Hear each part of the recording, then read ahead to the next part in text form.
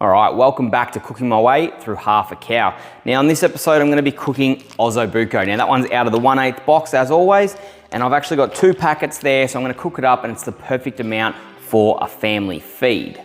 If you were to order a 1/8 box from the Farm to Fridge platform, then this is the quantity that you'd expect to get from that box. Alternatively, if you did place a larger order and got a side of beef, then your quantity is gonna definitely obviously scale up. But just as a rough reference to see how much you're gonna get out of that 1/8 box, you can see that here. So the way I'm cooking this Osso Bucco today is nice and simple. It's a classic dish that a lot of people will be used to, but nonetheless, I'm gonna use a cast iron pan, pop it on the heat on top of the stove, put a bit of olive oil, onion, garlic, and then the actual Osso in there as well. Brown that off before I add some red wine, tomatoes, and pop it in the oven itself. I'll leave it in there for about that 4 hours, 4.5 hours. Once I pull it out, I'll be able to plate it up just with a bed of mashed potato.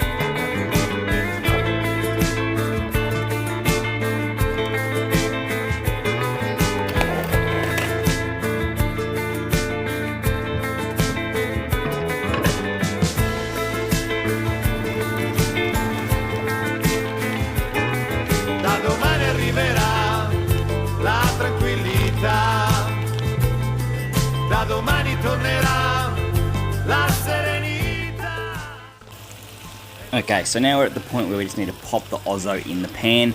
Now you notice that I didn't trim off any of the fat or any of the sinew. As it cooks down in the oven, all that sinew and fat is going to break down and add to the flavour of the dish. So definitely don't trim anything off it. Just leave it as is and then pop it in and start browning it.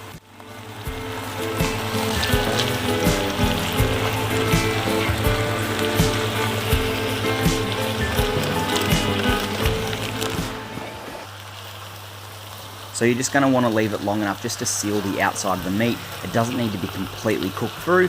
All you're doing is sealing the outside of the meat and caramelizing a little bit of that onion. Now that all the pieces of Osso Bucco have been flipped over and starting to brown underneath, I like to take that opportunity to add the rest of my ingredients in. So what I'm going to add in first is the tomato paste. Now it is a concentrate, so it's quite strong. I'm putting in half a tin, but feel free to reduce that down to 1/4 if you don't like that overpowering rich flavour of tomato. I'm also going to use a tin of diced tomatoes. Alternatively, you can switch that out for cherry tomatoes or fresh tomatoes. And now it's time for my red wine. So I'm going to use the old trick of putting the Shiraz into the tin just to get the remainder of tomato. You want to add a nice healthy amount of red wine. You don't want it to dry out over time. Now that everything's been added in, you can chuck that lid on it and then just pop it straight in the oven. I'm going to set a timer for 3 hours and 45. This gives me enough time to come back, turn it off and actually prepare any vegetables. Okay, so the Osso's all seared off and it's now in the oven. It's more or less a set and forget now. I'm going to leave it in there for about 4 hours, but mind you, if you're doing this at home and you do it in the morning, feel free to leave it in there all day. The longer you leave it in the oven, the more that meat's going to break down and fall off the bone. Alright, so it's been in the oven for 3 hours and 45 minutes. I've had it set on 170 degrees, so it's ready to go. So I'm just going to pop the lid on it, turn the oven off, and just leave it in there while I prepare up any vegetables. I'm going nice and simple here, just doing mashed potato with some green veg, but alternatively you can do rice. That also pairs really nice with Osso Bucco.